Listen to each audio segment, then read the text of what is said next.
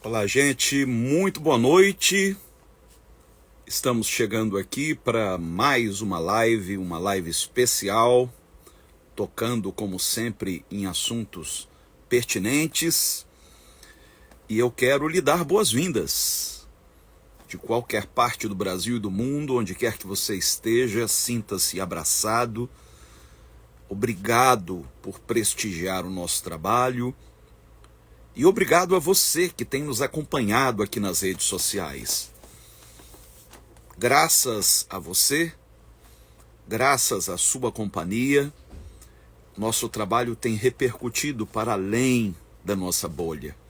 Domingo agora, numa matéria do jornal O Globo, no caderno de política, nós figuramos entre pastores que têm tido influência nas redes sociais. Isso é muito gratificante. Então, muito obrigado, de coração. E hoje nós vamos falar sobre Jesus vem. Por que eu resolvi entrar nesse assunto hoje? É porque esta semana eu respondi a 2 perguntas que me foram enviadas pelaquela caixinha de perguntas do Instagram. E você sabe, ali a gente tem 90 segundos para responder, a gente tem que sintetizar. E hoje eu quero me debruçar um pouquinho mais sobre esse tema, esclarecer qualquer dúvida. Por isso eu gostaria de contar com você de agora até o fim da live. E gostaria também que você me ajudasse a alcançar o maior número de pessoas.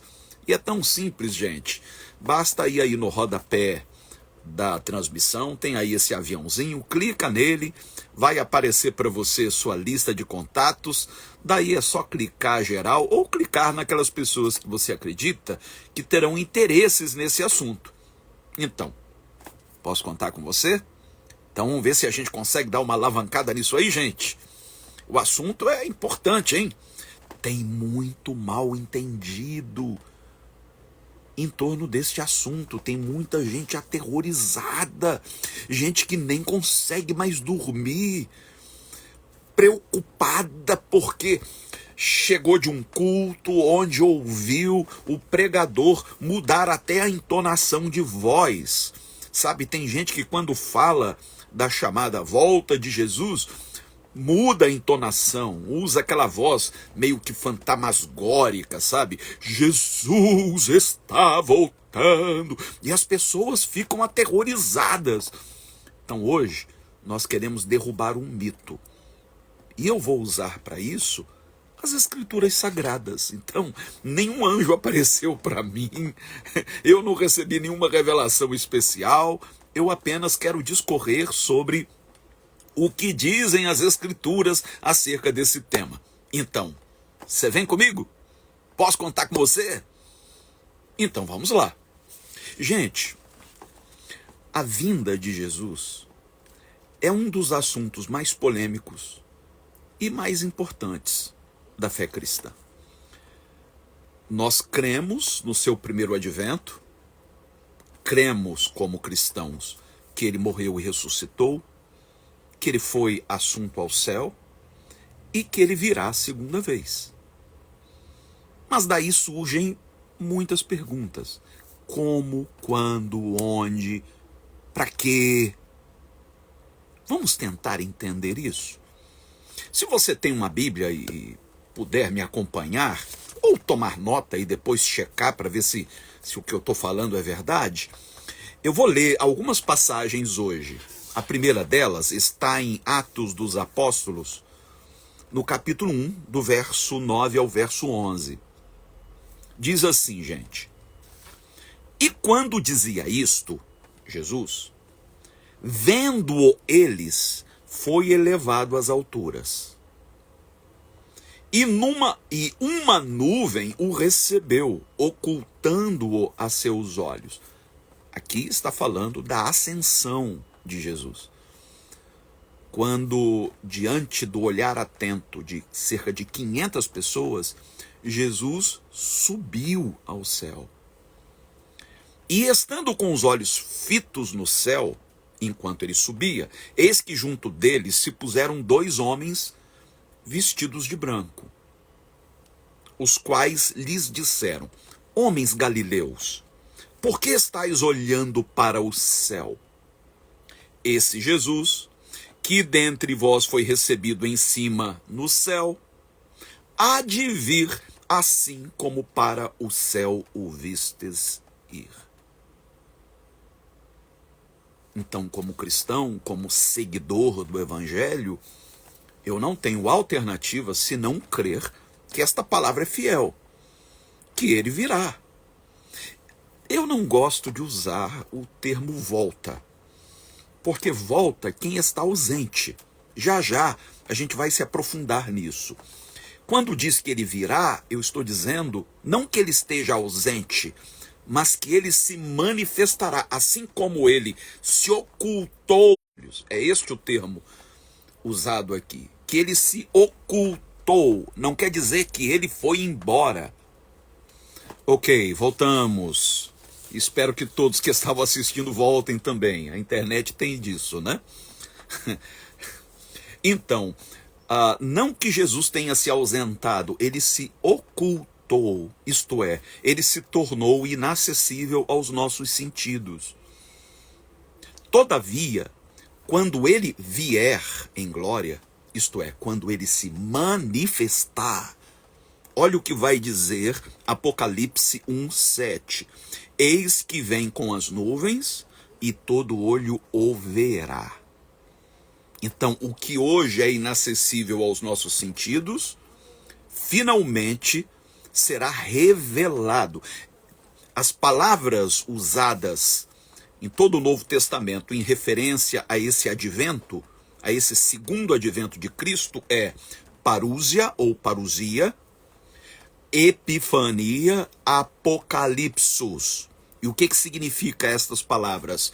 Parousia significa aparição. O que está oculto aparece. O que está invisível se torna visível.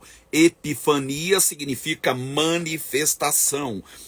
E apocalipsus significa revelação. As três palavras têm basicamente o mesmo sentido. Nenhuma vez se usa o termo volta. Isso foi cunhado muito depois.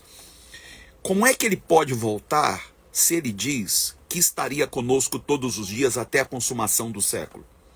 Ele está conosco, ele não está ausente, ele só não está acessível aos nossos sentidos.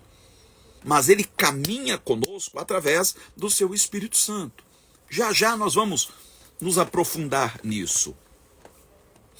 Agora veja o que diz 1 aos Tessalonicenses. Esta vai ser a passagem mais importante de hoje. É a que vai elucidar muitas questões. 1 de Paulo aos Tessalonicenses, capítulo 4, do 13 ao 18. Redobre a sua atenção. Não quero, porém, irmãos, que sejais ignorantes acerca dos que já dormem, isto é, acerca daqueles que partiram, para que não vos entristeçais, como os demais que não têm esperança. Então, para nós, a morte é apenas um até logo. Nós temos esperança. A esperança de que um dia haverá esse reencontro entre nós e os que nos deixaram. E ele continua: porque se cremos que Jesus morreu e ressuscitou, você crê? Eu creio. Assim também aos que em Jesus dormem, Deus os tornará a trazer com ele. Prestem atenção nisso. O que mais incomodou algumas pessoas, algumas até me chamaram de herege, parecia até quinta série, né? Seu herege, aí eu respondi a já que é para descer ao nível de quinta série, seu bobão. Que as pessoas xingam, mas não apresentam seus argumentos. Por que eu disse que Jesus não vem buscar a sua igreja, como geralmente se anuncia? Porque ele não vem buscar, ele vem trazer. Ele vem trazer aqueles que deixaram a esfera temporal, aqueles que partiram, aqueles que dormem. Não faz sentido ele vir buscar e ao mesmo tempo vir trazer. Entende o que eu estou dizendo? Paulo aqui está sendo muito claro. E ele diz mais, verso 15: dizemo-vos, pois, isto pela palavra do Senhor, que nós, os que ficarmos vivos para a vinda do Senhor, aí se você for no grego, vinda aqui pode ser parúzia, pode ser epifania ou pode ser apocalipsos. Nós, os que ficarmos vivos para a vinda do Senhor, não precederemos os que dormem. O que ele quer dizer com isso? E aqui, gente, é tão importante você entender. Por que eu disse que Jesus volta para cada pessoa que deixa este mundo? Porque quando nós deixamos essa esfera existencial do tempo e espaço, nós adentramos uma esfera atemporal. É como se embarcássemos numa máquina do tempo e fôssemos levados ao último dia. O que é chamado último dia? O desfecho da história, quando Jesus vem em glória, quando ele se manifesta e todo olho o vê. Isso quer dizer, por exemplo, meu pai faleceu em 2001, portanto há 22 anos. Ele foi imediatamente remetido aquele dia. Mas ele não chegou antes de mim. Não importa a ordem em que deixamos a esfera temporal. Quem morreu há 500 anos não chegou antes de quem vai morrer daqui a 100 anos. Porque todos somos levados pelo Espírito de Deus a este entroncamento entre tempo e eternidade. A este lugar atemporal.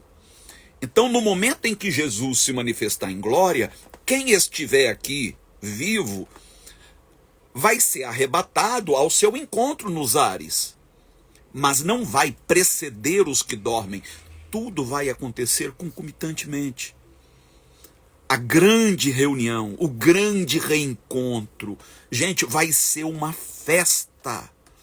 Porque nós nos reencontraremos com as pessoas a quem amamos, na presença de Jesus. Olha que coisa extraordinária vai ser esse dia. E diz mais: porque o mesmo Senhor descerá do céu com um alarido e com voz de arcanjo e com a trombeta de Deus, e os que morreram em Cristo ressuscitarão primeiro.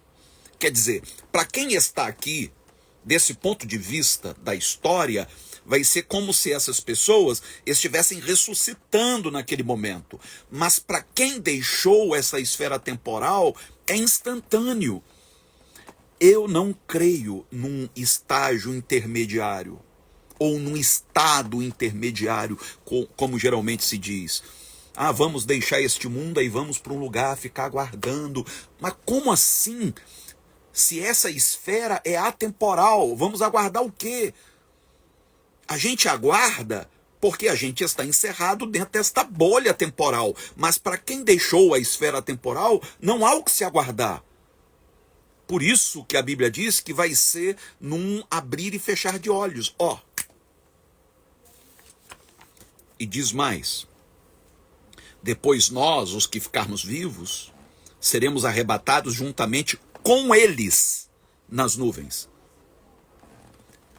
a encontrar o Senhor nos ares, e assim estaremos sempre com o Senhor.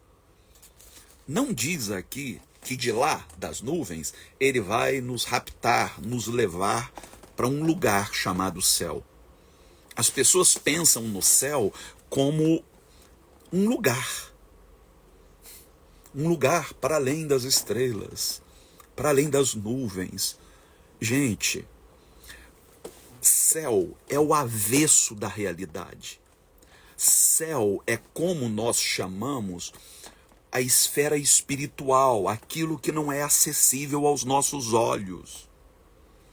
não é um lugar para onde se vai. E eu vou mostrar isso para você dentro da Bíblia. Portanto, verso 18, consolai-vos uns aos outros com essas palavras. Essas palavras não deveriam aterrorizar ninguém, deveriam consolar, porque eu vou rever meu pai. Eu vou rever pessoas muito queridas que eu perdi ao longo da minha jornada. Como é que alguém consegue subir ao púlpito e usar esta palavra para infernizar a vida de outros? Agora veja o que o próprio Jesus vai dizer em João capítulo 14. Nós vamos tirar agora muitas dúvidas. Eu quero que você acompanhe o raciocínio. Se você quiser discordar, ok, fique à vontade, mas não sem antes acompanhar o raciocínio. João 14, versos 1 e 3, Jesus diz: não se turbe o vosso coração. Credes em Deus, crede também em mim.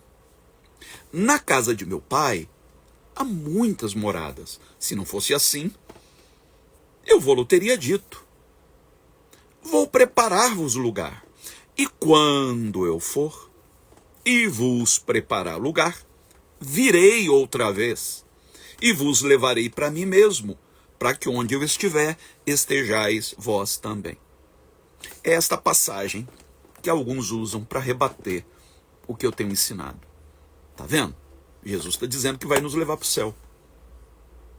Será que é disso mesmo que Jesus está falando? A que Jesus se refere quando ele diz casa do meu pai? Onde é a casa do meu pai? Porque o apóstolo Paulo vai dizer que a casa de Deus é a igreja de Cristo, a nova humanidade. Que as moradas de Deus somos nós. Deus não habita em estruturas físicas, em templos feitos por mãos humanas. Deus não tem mais de uma morada. Ele não tem uma casa de veraneio onde ele vai passar férias.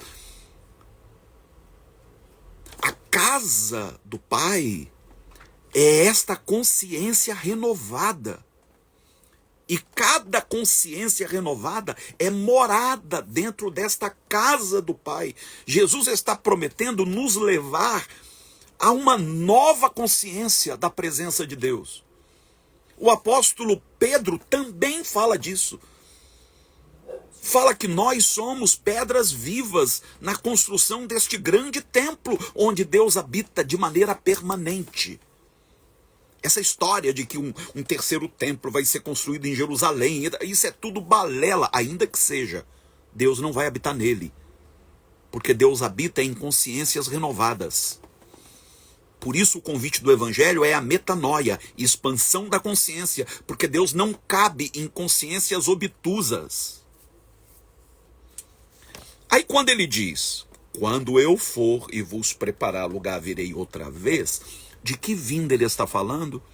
Me perguntaram, Jesus voltou, vai voltar ou está voltando? Eu falei, bem, primeiro eu expliquei que eu não encaro como volta. Mas se você considerar volta a palavra correta, então eu diria que Jesus já voltou, está voltando e vai voltar.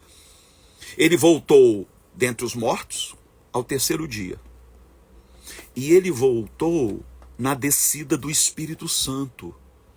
E é disso que Jesus está falando aqui. Ele veio outra vez através do Espírito Santo para nos levar juntamente com ele, para nos fazer assentar nos lugares celestiais. Você quer a prova? Então, vá para o verso 16 do mesmo capítulo. Olha o assunto do que Jesus está falando. O Espírito de verdade, que o mundo não pode receber, porque não tem a consciência ampliada, porque não o vê nem o conhece, mas vós o conheceis, porque habita convosco e estará em vós. Jesus está falando de si mesmo. Ele é o Espírito de verdade, que estava com eles e estaria neles.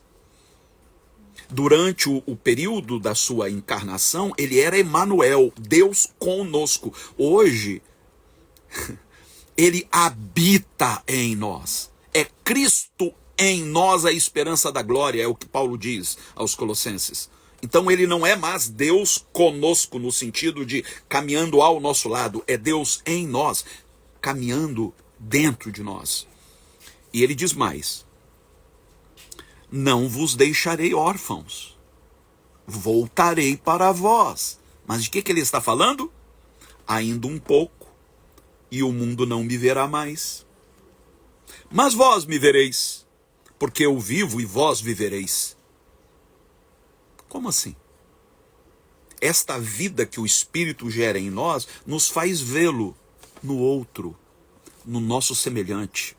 E ele diz mais: aquele que tem os meus mandamentos, não, naquele dia, conhecereis que eu estou em meu Pai, e vós em mim, e eu em vós.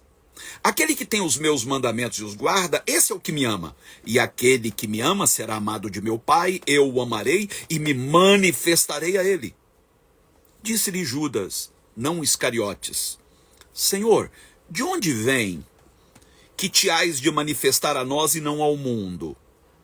Respondeu Jesus e disse-lhe: preste atenção, se alguém me ama, guardará a minha palavra. Eu e meu Pai o amará, e viremos para ele, e faremos nele, alô, morada. O Espírito Santo em nós é Cristo e o Pai habitando em nós. Agora você entende o que ele quis dizer nos primeiros versos do capítulo 14. Eu e o Pai viremos, através do Espírito Santo, e faremos nele morada. Nós somos a única morada de Deus. Nós somos o endereço de Deus na terra. Nós quem? Consciências renovadas pelo Evangelho. Mas pastor, eu sempre ouvi falar da Nova Jerusalém, aquela cidade de ouro. Meu irmão amado, o livro de Apocalipse é um livro cheio de figuras. A Nova Jerusalém aponta para esta civilização do amor, construída ao redor do trono da graça de Deus.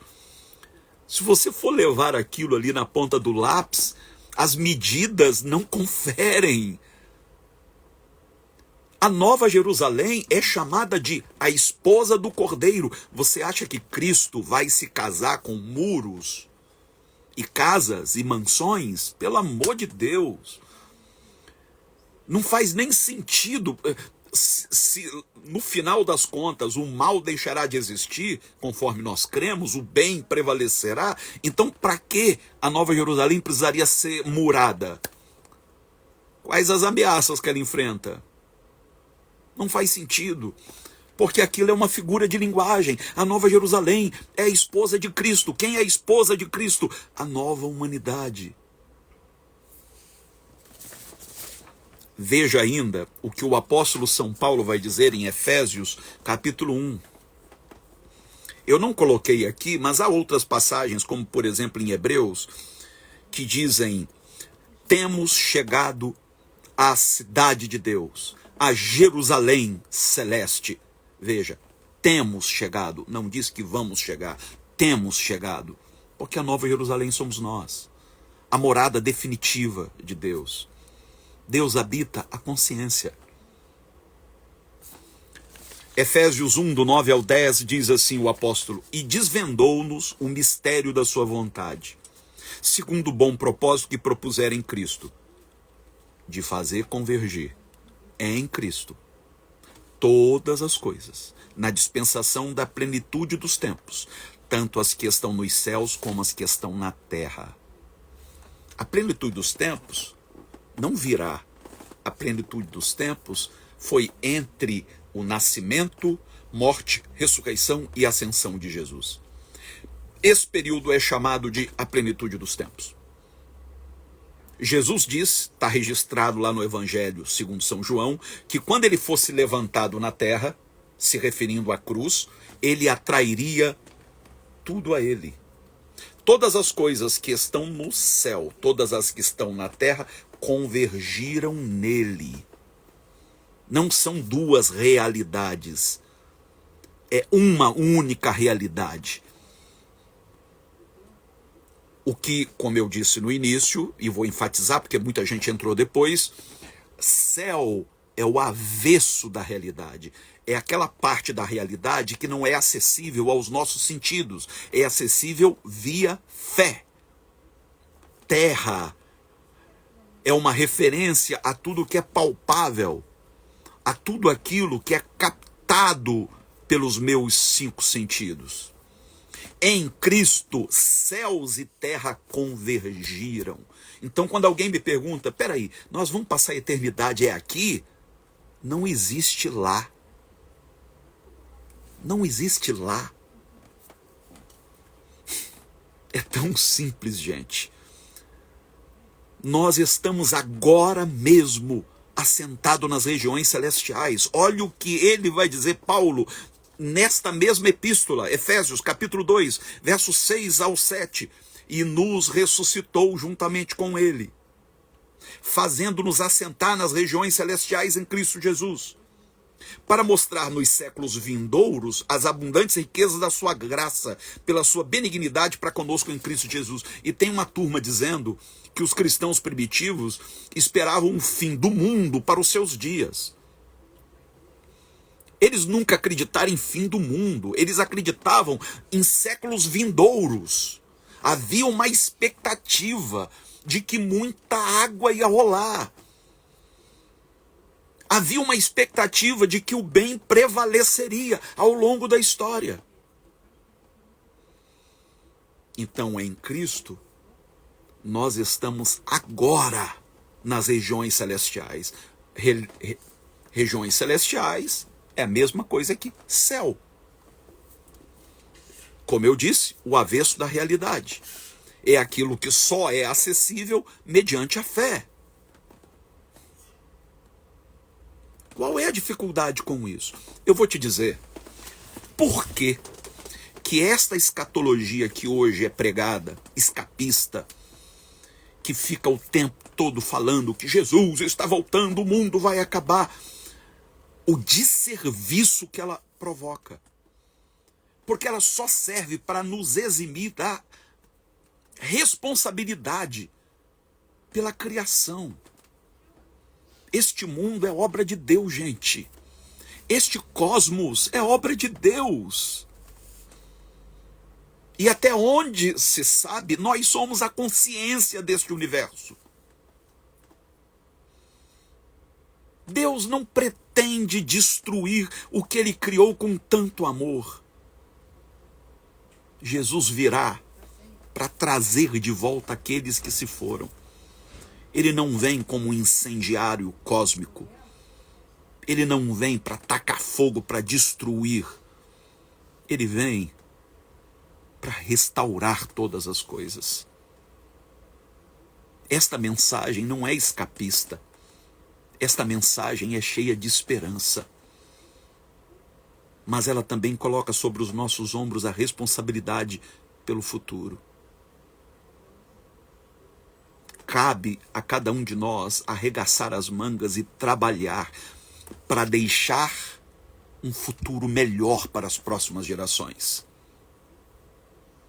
Quando o Espírito Santo desceu em Pentecostes, cumprindo a promessa de Jesus, não vos deixarei órfãos, virei para vós. Por isso que você encontra tantas vezes Paulo se referindo a Cristo em nós. O Espírito Santo em nós é Cristo vivendo através de nós. Naquele dia em Pentecostes, Pedro se levanta e diz aos transeuntes de todas as partes do mundo que estavam em Jerusalém para festejar Pentecostes e que estavam assustados com aquele fenômeno. E Pedro diz, isso aqui é o que foi profetizado por Joel, pelo profeta Joel, que Deus derramaria do seu espírito sobre toda a carne. Homens, mulheres, anciãos, jovens, gente de todas as raças. E ele diz, a promessa é para vós, para os vossos filhos e para todos quantos o Senhor chamar. Não havia a ideia de que estamos no fim. Não, estamos no começo. O reino de Deus não é uma realidade transcendente. O reino de Deus invadiu a história. Mas Jesus disse: o meu reino não é deste mundo. Sim, não é deste mundo, é para este mundo. A origem não é terrena, é celestial. Mas o destino é o mundo. Por isso que lá em Apocalipse nós lemos: e os reinos deste mundo vieram a ser do Senhor e do seu Cristo. Só que o reino de Cristo não é como o reino dos homens. É um reino de amor. É o reino da consciência. Então, em vez de ficarmos esperando passivamente a volta de Jesus, trabalhemos para fazer com que este mundo espelhe o reino dos céus. Jesus nos ensinou a orar: seja feita a tua vontade, assim na terra como no céu. A terra tem que espelhar o céu. Meu convite para você nesta noite é que você seja um instrumento de Deus para mudar o mundo. Que você não perca a esperança. Eu sei que a gente vê tanta coisa errada, tanta desgraça, guerras e cataclismos, que de vez em quando a gente projeta as nossas esperanças para um mundo pós-túmulo, para uma vida pós-túmulo. Mas Deus não desistiu deste mundo. E Deus conta com você. Você pode não mudar o mundo, mas você pode influenciar o mundo de alguém. Você pode ser bênção dentro da sua esfera de atuação. É com você que Jesus está contando.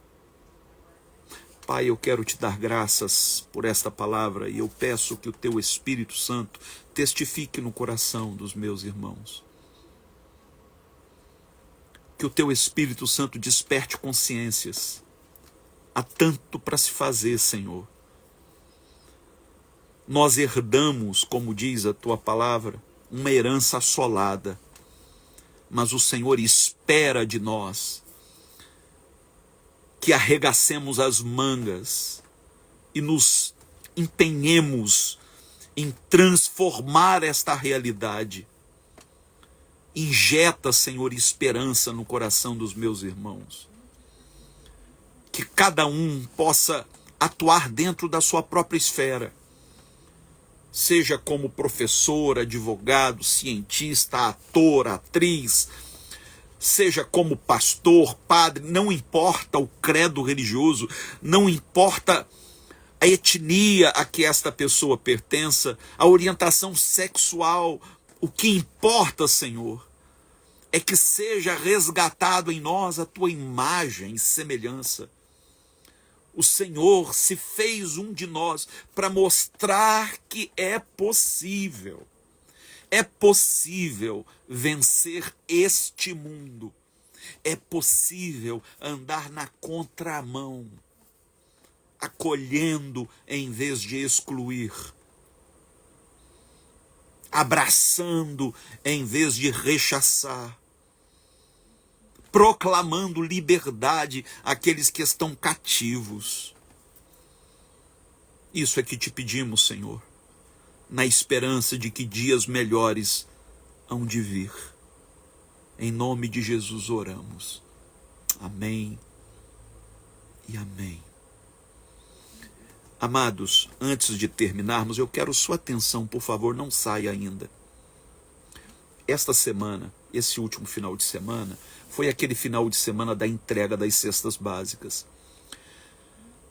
Uma das comunidades deixou de ser assistida. Nós não tivemos como assisti-la. As demais foram. Aliás, deixamos de assistir uma das comunidades, deixamos de enviar os recursos para o projeto Gramachinhos, que alimenta 300 crianças por dia no lixão do Jardim Gramacho. Deixamos de enviar recursos para o projeto UME, em Moçambique, que acolhe as 62 meninas em vulnerabilidade social. Então, se por um lado tivemos razão de celebrar, porque muitas famílias foram contempladas com cestas básicas, por outro lado, tivemos razão de lamentar, porque não conseguimos dar conta de todos esses compromissos. De modo que eu adiei para essa semana agora.